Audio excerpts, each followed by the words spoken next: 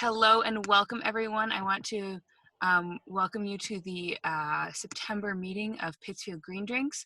Some important things that you should know. You can unmute and start your video to say hi. I think most of you have figured that out by now. You can rename yourself in participants and you can also chat with us. And we are going to have an open discussion. And yes, I know that my name is not Charlie Liu, but sometimes you need to use the internet for helpful images. So, oh good, Jane got her virtual background on. So to participate in our discussion, which we'll have in a little bit, click on participants and then click the raise hand function. It will just and please wait to be called on. It helps me. I can't always see all of you all at once. So if you click the actual raise hand, it's much clearer for me to keep track of. And please keep it civil, although this is a pretty dang civil group we've got with us. So I'm not really very worried about that at all. We can see you if you have your camera on. So please don't take us to the bathroom and please don't fall asleep on us. And we are the Berkshire Environmental Action Team. You can find out more about us on our website. You can see our weekly newsletter and submit events to the community calendar or open jobs positions to our jobs board. You can also— Oh, you're going to be over there? Sorry, Jeff?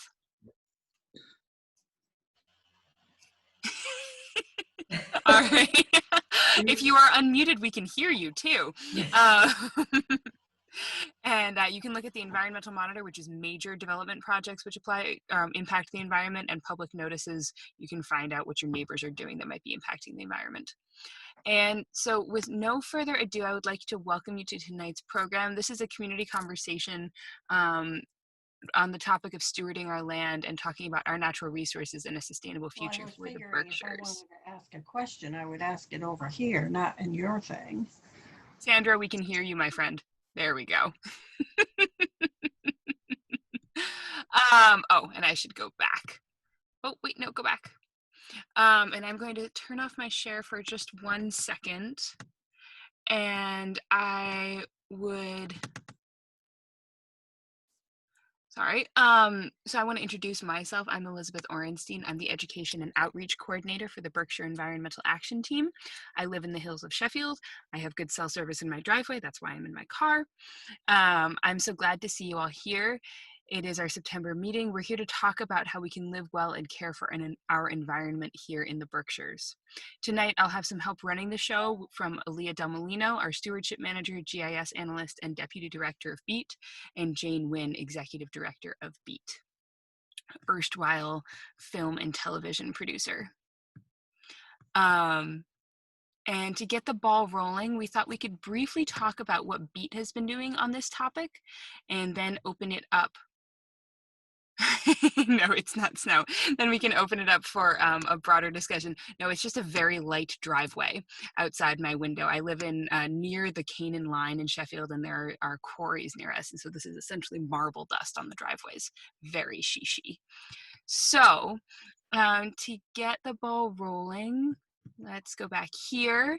And I would like to invite Aaliyah to talk about our work with water quality testing. Take it away, Aaliyah. Thanks, Elizabeth. Can everyone hear me okay? Thumbs up? Great. Yes. Nodding heads. Thanks, everyone.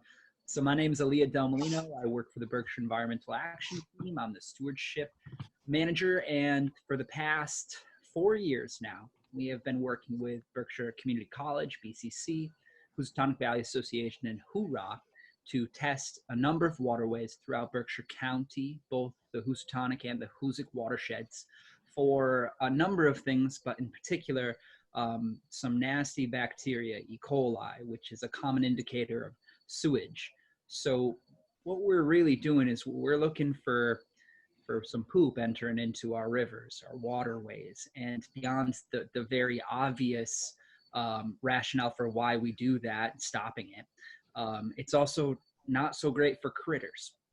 So this photo here kind of illustrates what a day out on the river looks like in a beautiful springtime. You know, everyone's got their sunglasses on, and it's one of these first warm days. And we start sampling around that time of the year, and we'll go through November when we're all, you know, decked out in plaid and flannel.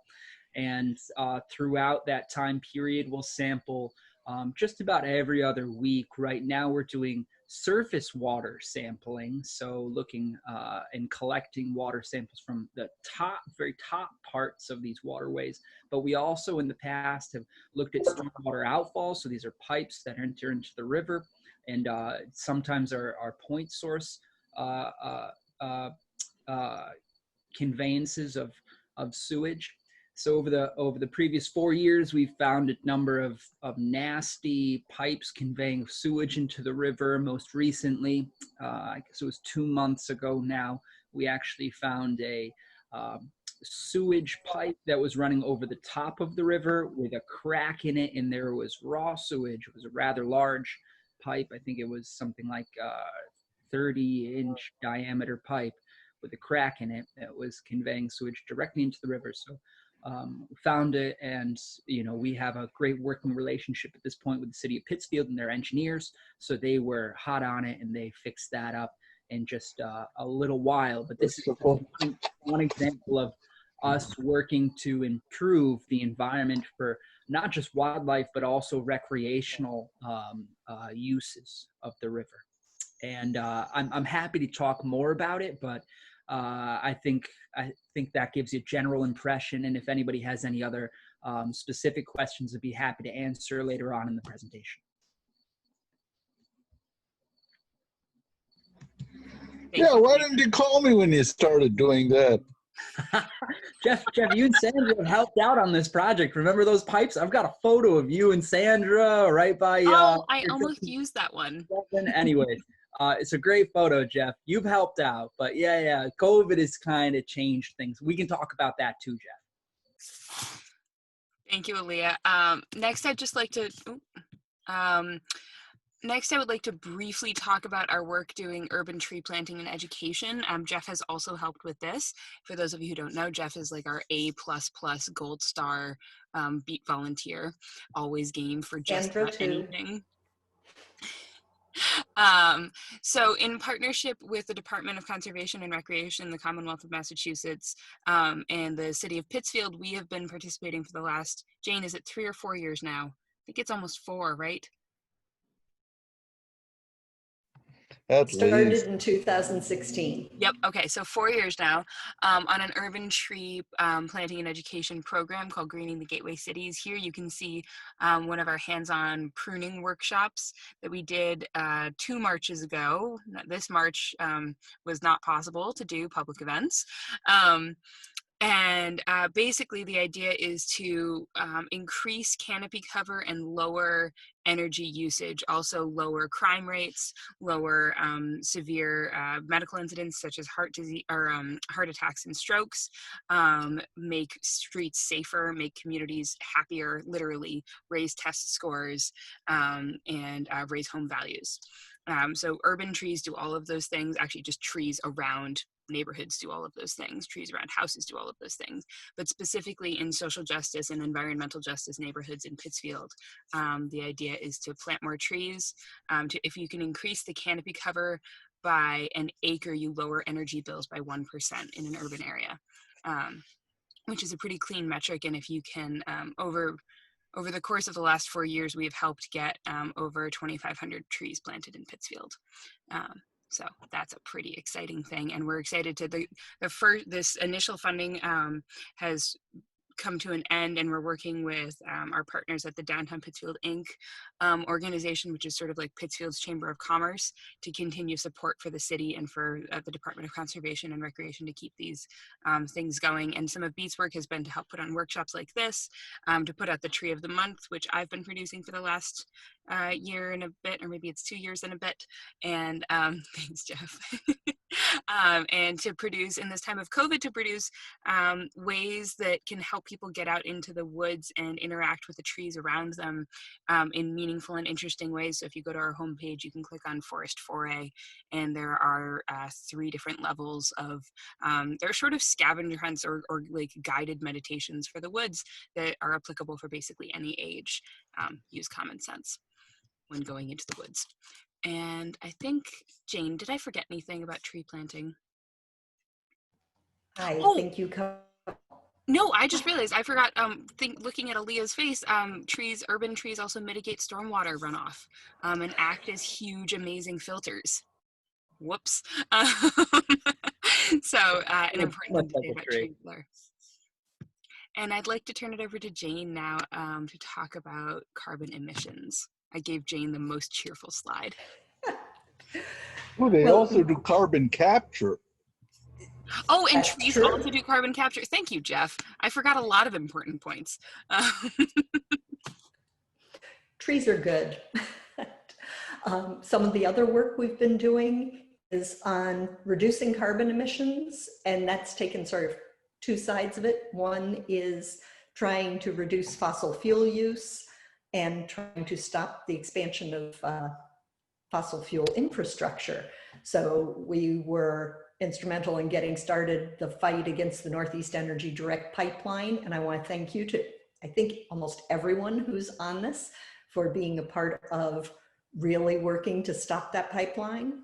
And then we've been going out, once again, we're sort of going door to door, this time just putting flyers on doors and helping people to fit all the Mass Save programs.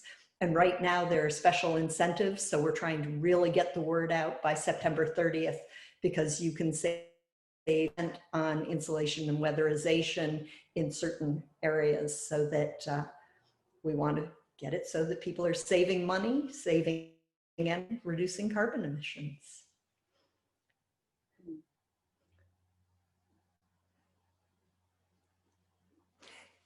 Sorry about that, folks. Wonderful. Thank you, Jane. So here, I'm going to stop my share for a sec. Before we go any further, I would like to just lay out for you 3 things that Beat wanted to talk about, and then I'd like to hear from you all what you all would like to talk about. But we are interested to hear, and we are concerned about new development pressure in the Berkshires. And I think that this has been exacerbated a little bit by COVID, but is by no means a new thought or issue here. I'd like to draw your attention to the Berkshire Outdoor Recreation Plan, which many of you, I think, have probably seen or heard about, and I'm going to stick it in a link to it in the chat, so you can take a look at it. This is a plan that was put out recently by the Berkshire Regional Planning Commission, and with some funding from, or maybe most funding from Middletown Capital, but I'd like to be clear that the Berkshire Regional Planning Commission produced the report. Middletown Capital provided the funding for it, but did not participate in its production, really. And I would like to talk about, what do you most value about the Berkshires? And I've been trying to figure out the right way to put this, but Berkshire land, or the Berkshire landscape, or our natural resources, or our outdoor recreational resources. These are all sort of funny colonial ways to talk about the land on which we live, or with which we live. So before I open the floor up to discussion, can we just do a quick poll? And I'm going to put the questions on the screen, and you can just answer in the chat, and that will be fun for all of us to see different answers, and it's also so that we can record it. So can you answer, and it can be as brief or as lengthy as you'd like, how do you most interact with the land? What outdoor recreation activity do you most engage in? And what are you excited about and concerned about for the Berkshire natural landscape? And when I say outdoor recreation activity, I'm thinking hiking, mountain biking, camping, off-road vehicle using, I don't know, swimming, zip lining, don't feel confined by, I don't know, by genre, really. Just has to apply to the outdoors. You just need to do it in the outdoors. I keep forgetting that if I click on the PowerPoint, it switches, it changes the slide. Aaliyah works in the outdoors.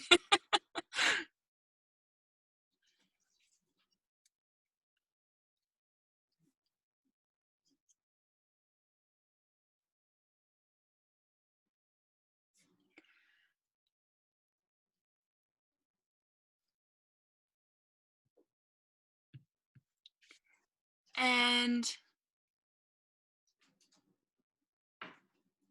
I should just mention that Beat has pretty strong feelings about these. Oh, what did Amy say? Nature studies. Susan, what do you mean by nature studies? Like environmental studies or drawing and journaling?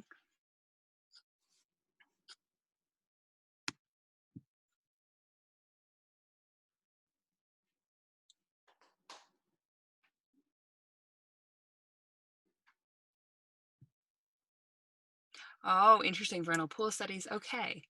So this is a pretty interesting list. We've got just being out in nature and appreciating the beauty and diversity, wildlife viewing, kayaking, canoeing, dog walking and playing, foliage, snow and spring migration, snow, spring and summer migrations, swimming holes, hiking, walking, farming, sustainable farming, invasives removal from Jeff, what a shocker, wandering, vernal pool studies, bird watching, cross-country skiing, and when we have snow, I know, goodness. Saving frogs and salamanders. Oh, hi, Rose, thanks. So Beat has some pretty strong feelings about these activities and protecting our natural landscape. And really this, Leah says maple syrup. And really my thought for this conversation came about because of the outdoor recreation plan and a lot of its emphasis on, or we are both excited about the outdoor recreation plan because of its potential to throw a bunch of money and resources behind loving the outdoors and protecting the outdoors. But we are also concerned about an emphasis on motorized vehicle recreation, high impact, unsustainable motorized vehicle recreation. And we kind of wanted to get a feel for if this document is representative of the people who live here and care deeply about the Berkshire earth and lands and waters and air. So I'd just like to open it up for a discussion. So feel free to just raise your hand. And what do you think? What do you think about what is a sustainable developmental future for the Berkshires? What is a sustainable recreational future for the Berkshires? What do you care most about? Fresh air. Fresh air. Yeah. Biodiversity. Right. And so what does that mean, Amy? Yeah, that's a good question. So let me just say, so I'm a part-timer, and Okay, what you're welcome here. Thank you, I appreciate that. I don't think of myself as one, but I think of myself as being more kindred to the locals. But I'll just give you a quick story. So I'm in Beckett near Yoakum Pond and Buckley Dutton, and I was talking to some of my neighbors around Yoakum Pond and making a case. They were wanting to pull all kinds of native plants out of Yoakum Pond, and I was saying, I think we should hire a naturalist to advise us on this before we do something like this. And I was voted down 40-1. And one of them was chatting with me after, and I said something like, well, I guess I'm one of the rare people who comes here to see the animals and the nature. And she said, well, if I want to see animals, I'll walk down Fifth Avenue. And so that's what I'm surrounded by. And I've seen in my area over just the last 5 or 6 years, woods being torn up for McMansions. There's a development across the street from me that said that any home that's built there has to be a minimum of 3,200 square feet. There's no maximum.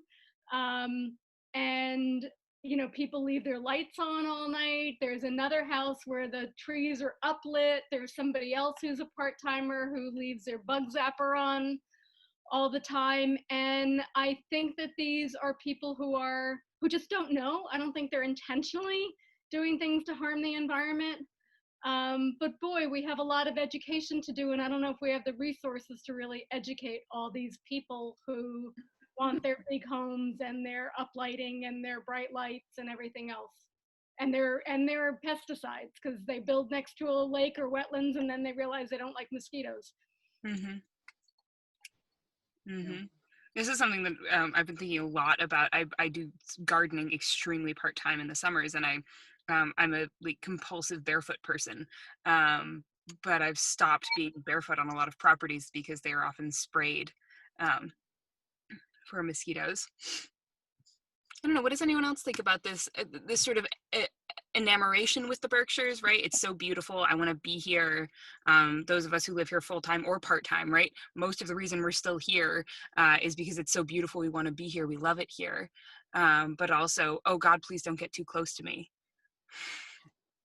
Well, if I could just say a couple of words. Go ahead, Susan. Susan, I live in Beckett, and I'm a full-time resident. But the things that concern me the most are development and logging on public land. In terms of having motorized access to trails and things, on some level, I feel like that there has to be some places those people can go, which should be really restricted. But I feel like there's got to be something out there for them, or else, you know, they're just going to be all over everything. I think there's got to be much better control of the gate system that goes on in our parks during the winter, summer. I know it's tricky because, you know, having the gate open at the right time. Sometimes you want it open in the winter. Sometimes you want to close in the summer. I understand that for DCR's point of view. But I feel like access is really tricky here because you want to be safe when you're a cross-country skier. When you're a biker, you don't want to be run over by some ATV or a truck when you're skiing. But yet, on some level, I do feel like there has to be something out there for those people, or else they'll be everywhere. Good point. I recently learned that motorized off-road vehicle or off-highway vehicle, ORVs or OHVs, are not allowed in the eastern part of the state. I think in any public land, somebody corrected me, there might be one down near the Cape. And Connecticut doesn't, Aaliyah, am I right on this? Connecticut doesn't allow it at all. That's why they come up here. Yeah, which is a really interesting thing, which I had never thought about until the outdoor rec plan came out. And I think it's a fascinating problem because so Jane, do you want to speak about Beat's position on, or Aaliyah, do you want to speak about Beat's position on off-road vehicles?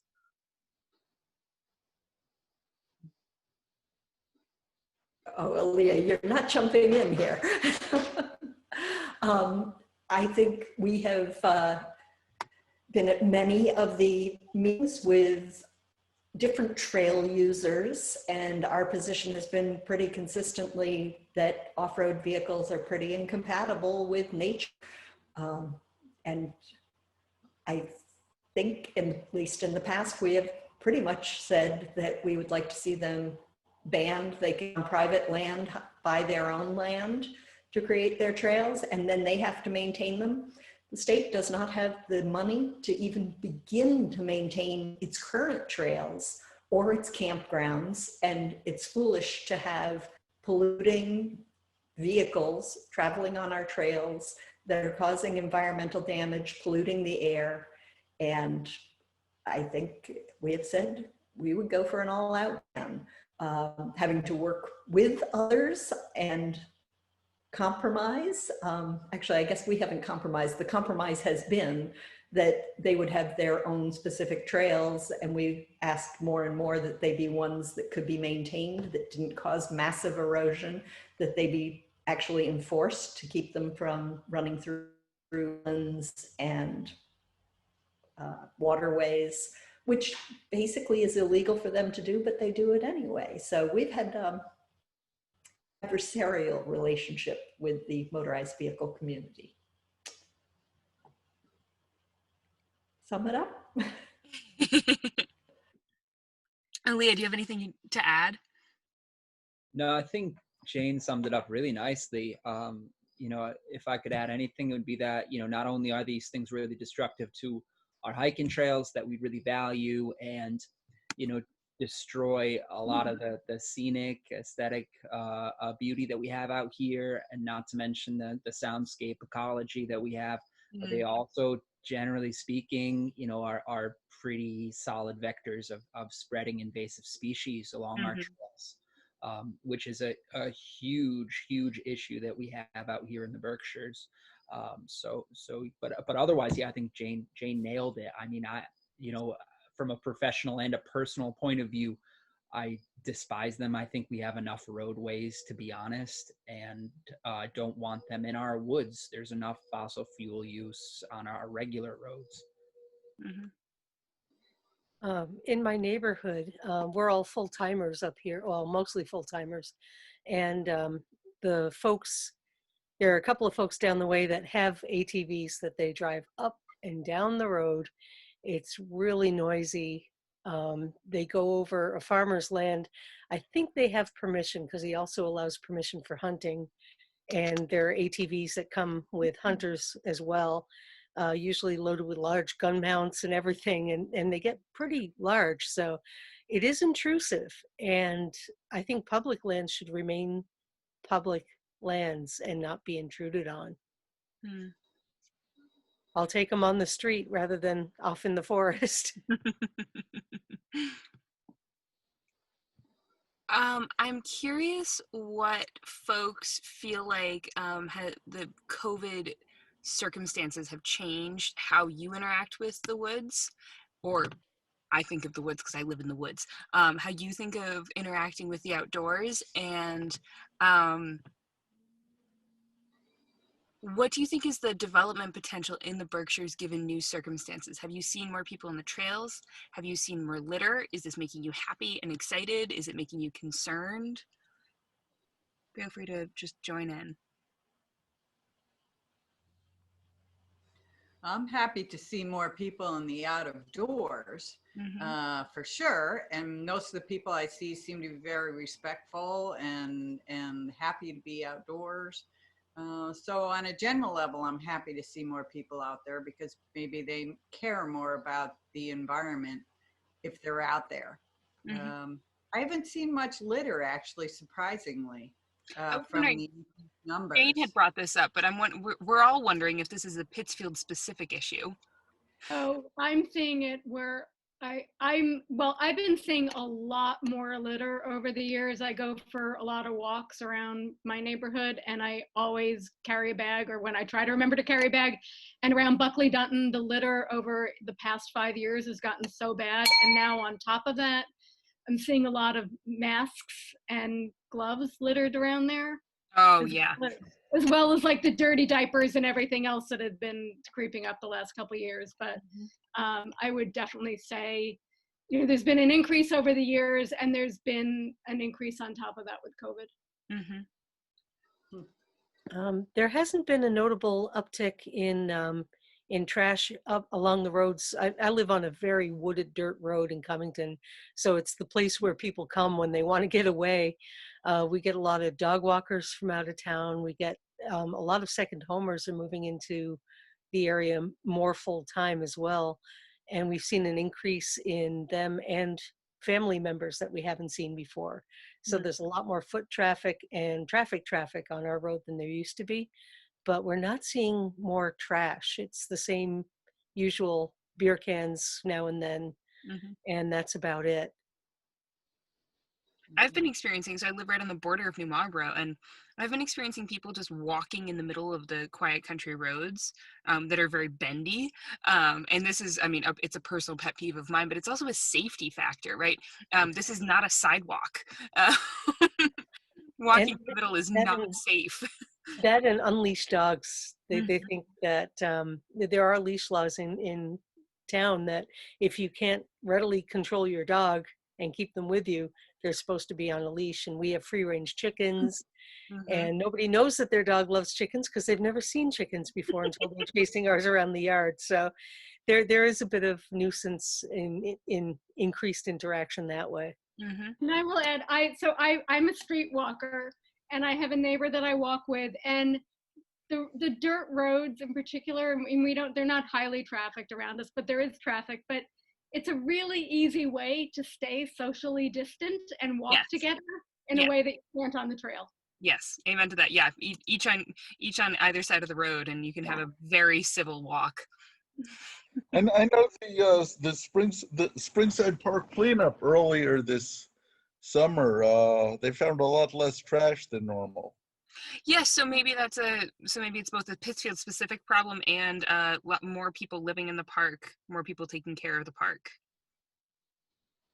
Certainly in Burbank Park in Pittsfield, it is awful. The increase in the amount of traffic on the trails has resulted in so much more trash and disgusting trash. It's not only gloves and masks, but also people going to the bathroom in the woods and leaving toilet paper. I've never seen that before COVID. Mm. And it's on the trails. I don't get it. Maybe we need a free Leave No Trace workshop in the Berkshires. Maybe a few Leave No Trace workshops that are free, no cost barrier.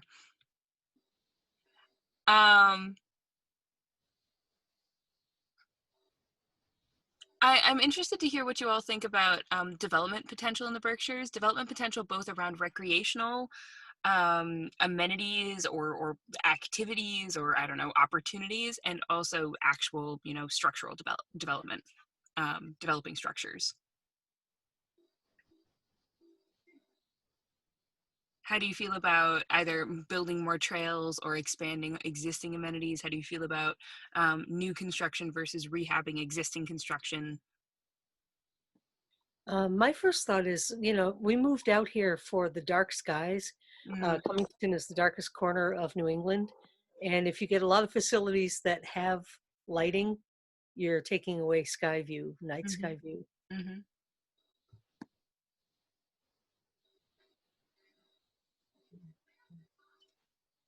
Go ahead, Amelia. Oh, all right, you were reading my mind. You lit up. Yeah. I've lived in the Berkshires for many years. Right now, my home is in Hillsdale.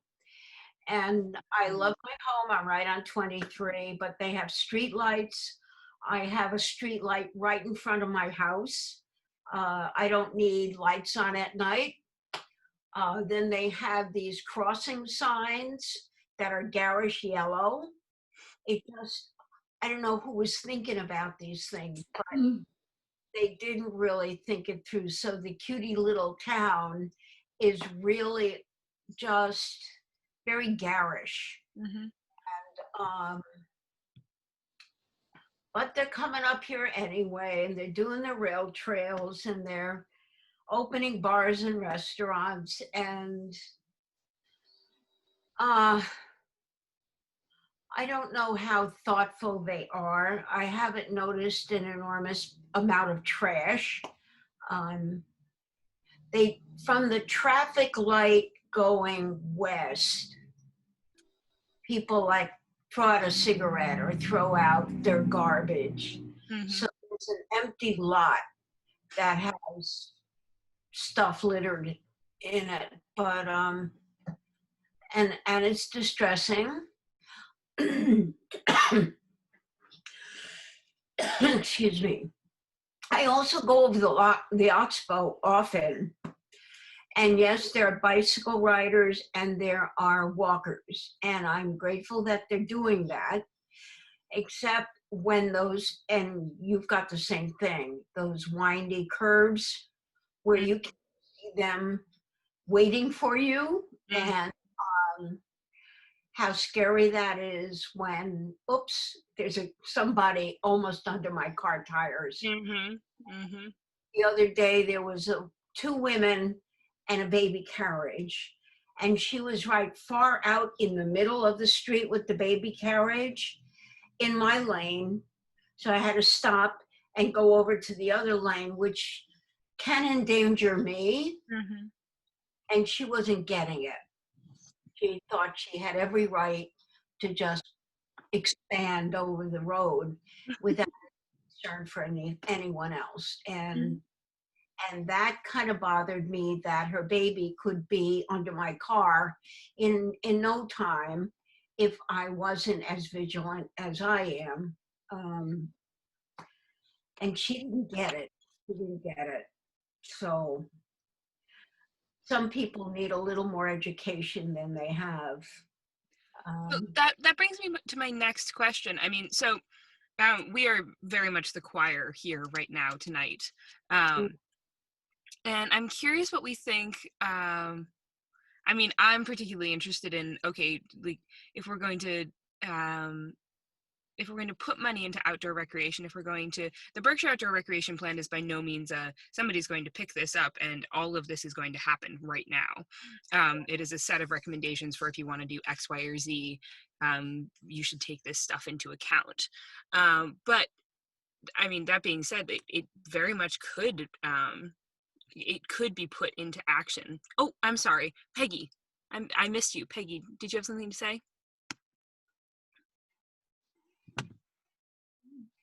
Yeah, I was just going to add to concern of development. Yes, please. We had in Peru, we have just the new completion of a 27-acre deforestation for a solar field, which I called Jane about, but that's a development that creates a concern. You know, you want the renewables, but not to have a clear cutting of that large of a space. So that goes back to your prior question. I'm sorry. No, that's fine. Thank you. Actually, I wanted to bring this up. So this is an issue that Beat feels very strongly about, that I feel strongly about personally, of what the heck are we doing clear cutting forest to create quote unquote green energy? I mean, are you kidding me? Not only all the carbon sequestration you're losing, but the habitat impact alone is just yeah. So what I'm interested in is just to put it out, because like-minded people, yes, after the election, I want to try to gather information about if there's any town ordinances or bylaws that are restricting that would put solar arrays, you know, on open fields, parking lots, etc. And then I can try to present that at the annual town meeting in the summer, because I think people are seeing this as a huge money maker, you know, where we are. So just if there's anybody that, you know, Jane can maybe hook us up, and I'll do a little research too, but you don't want to totally discourage it, but it's the location that's a concern. Oh, totally. I think Pete would know better, but my understanding is that the state was changing its incentives to try to reduce that from happening. They're not banning it outright, but they're trying to change the incentives for, you get better credits for your solar energy if you don't do that. But yes, it's horrible. So this plan was already probably in place before that, because it's been in the making for a couple of years. So yeah. Yeah, we've been commenting on that at Beat about the changes to solar policy, and that sort of siting is one of the things that we've been adamant about, that it should be brownfields, things like abandoned parking lots and other spaces, as well as rooftop and big box stores, all that sort of thing first, first always, and woodlands last, and prime farmland last. Thank you. We'll work on it. Yeah. Town ordinances might be the next way to go. Town ordinances is a great idea, Peggy, because then it is actually appropriate to the town, to the location, right? Right. Because when Boston makes a regulation for Boston, it's not helpful to us because we don't have seawalls. This is a goofy example, but right. Yeah. And it's really easy to get a bylaw, fairly easy to get a bylaw change, you know, discussed at the annual town meeting. So yes, and that's so I'll put this out to Peggy and everybody else on this call. I Beat in our newsletter, in the Beat News, we are happy to help spread the word. We are happy to amplify your voices, either just through a little brief section in our blurb, or if you want to write an article and either just send it to us, 50 or 100 words, or get some actual press coverage, and we will link to that. We're very happy to do that. But we, yeah, I think local. The smaller the government, the easier to work with, and the more likely you are to succeed. What town is Peggy in? Oh, Peru. Thank you. Yeah. Rose, do you know if Montague has a bylaw, a solar bylaw? I don't. I should look into that. I know there was a lot of contention over siting there as well.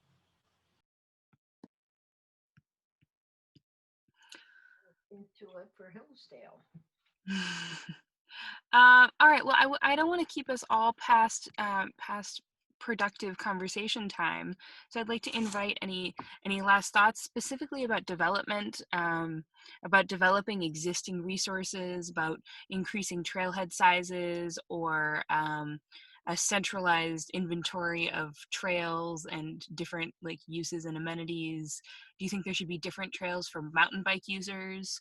And you can answer verbally, you can answer in chat, you can email us later. Do you think all motorized vehicles should be off publicly accessible trails, or public trails, I guess, publicly owned trails? Jane and Aaliyah, did you have any final thoughts I should be including here?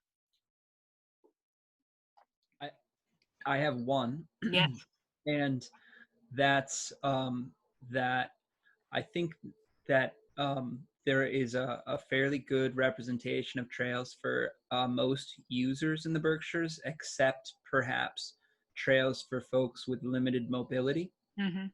And that is one type of trail that I think we could need a little bit more of in the Berkshires, especially considering our demographics. Mm-hmm. That being said, those trails are oftentimes sited in flat areas near wet areas, which are generally incredibly productive ecosystems. So we need to be very careful about the way that we site and build those types of trails. But I do think in the future we will see more of those types of trails to accommodate the population we have in Berkshire County. Absolutely, and I want to give a shout out to our friends at the Berkshire Natural Resources Council. Rich is one of them. For they're working on the Parsons Marsh. Parsons Marsh is an existing accessible trail. They're working on the Thomas and Palmer Brook accessible trail right now, and that will be open again in, I think, October maybe. So I think that's a really good point, Aaliyah. Not only is it, oh God, do we want development at all, but what kind of development, and who can access it, who is safe and able to access it. Hi, this is Barbara. Hi, Barbara. Go ahead. One kind of development that I'm concerned about is the possibility of, in Great Barrington, the people who used to run the Suffolk Downs racetrack I don't know if they still do, but if they do, it would just destroy that whole area. So we have to all be very vigilant about that. The number of people who they would want to have go there would have an impact on traffic and everything else. But I think their ultimate goal is to make a casino, not really a racetrack. But the way the law reads, they have to, there's one license that would be available, casino license that would be available for some place that operates a racetrack, and that's their plan. That's I would be opposed to that. Yeah, that's in prime floodplain. Does everyone know the property that Barbara's talking about? Yeah. It's an old, it's a former The fairgrounds? fairgrounds. Yep, the old fairgrounds where there used to be horse racing anyways. But yes.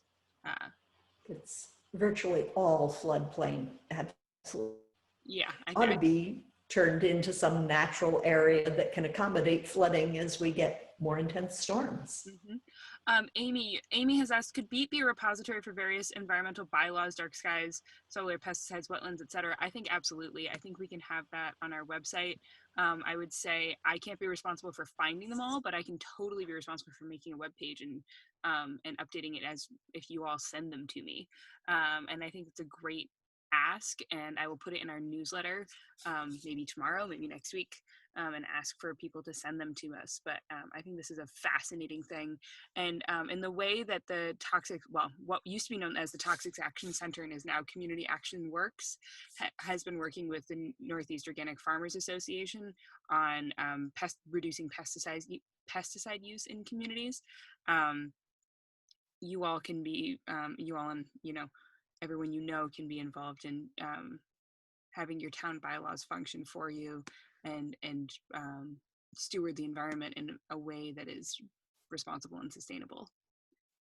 And I actually have a first start to that. I found the Montague bylaws. There are bylaws restricting where solar can be placed. So Jane, yep, you were right. And My we have a memory start on hasn't it. totally You know failed. what? Yep. In Beckett, we've drafted a dark sky bylaw. It hasn't gone anywhere yet, which I'm a little bit glad about because at the last minute, the person who wrote it stuck in that it doesn't take effect for 10 years. Oh, So I'm trying God. to get that. Yeah. Like, how hard is it to just turn off the lights, right? You don't need new infrastructure. Anyway, so I'm trying to make something happen with that. But I'll also mention that I got so sick of seeing all these pesticide signs on my neighbors' lawns that I decided to make my own sign that said, it says insect sanctuary. I don't use pesticides because, and then I have 4 reasons. And I put it on my front lawn. I ran it by NOFA and by the Tufts Pollinator Project, who now have it on their website. I made about 50 versions on it. I put it on my front lawn. People have been stopping and looking at it and asking where I got it. So I made a bunch of extras. I can send the link to Beat, and if you want to put it in your newsletter, I'm happy to make more and mail them to people if if they are willing to pay me for it. With postage, it comes out to about $5 a poster. But so it's really generated a lot of talk, and I've sold them and given them out to a lot of my neighbors, and there are probably as many of those on my street now as there are pesticide signs. That is They're so beautiful. exciting. That is so exciting. Have you, you're in Beckett, right, Amy? Yeah. Have you looked at becoming a pollinator-friendly community? Are you guys all ready because Meredith Babcock lives there? I don't know if we are or not. I'll ask Meredith. Okay. Yeah, it's a fascinating. Yay, Meredith. Yay. Hey, Meredith. All right, you all. Well, I would like to thank you all for coming. I'd like to invite any final thoughts before we all go, before it gets dark. It's so autumnal. Sandra would like one of your signs. Sandra, I can connect you with Amy. In fact, if it's all right with everyone, I will just send a follow-up email, and Amy, I can connect. I'll just put your email. Great. I'll send that People to you can now. reach out to you. Great. Does anyone have any final thoughts before we go? Jane and Thank Dee you. are doing a wonderful job. Thank you. Oh, I just am so glad to see everybody. I wasn't here last time, and this is just, I miss everybody. It's good to see so many like-minded people. Yeah.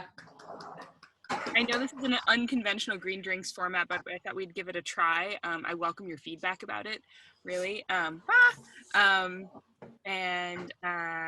Oh, good. So lots of people would like signs. So I'm going to send a follow-up email and connect everyone with Amy. And keep up the good work, y'all. If you have any thoughts that we didn't get to or that you that come to you after we end, please feel free to send them to me. And I'd like to just let you know that there will be opportunities to comment on the outdoor rec plan. I encourage you to read it. I know it looked like an intimidatingly long document when on first scan, but it's really, really interesting, and it's worth your time. So I think that's, oh, perfect. Thank you, Amy. Everyone, is there a comment period for the recreation report? So it doesn't seem to be a comment period. There will be a stakeholder meeting in October or November, sort of up in the air. Given COVID, it's probably going to be virtual anyways. But opportunities to comment, I'm not entirely clear on that. I don't think they are entirely clear on that. You can definitely contact Berkshire Natural Resources Council, and the authors are listed in the beginning of the report, and send them comments.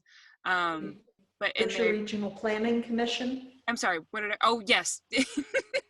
Berkshire Regional Planning Commission, not BNRC. And you can give them comments, and they very much, and this is not like stated anywhere in the document, but the people that I've talked to have been very, very clear that this is not a set in stone document. This is a living document that will have addenda that might have different versions. So don't be intimidated by the fact that it looks very fancy and set in stone, because it isn't necessarily.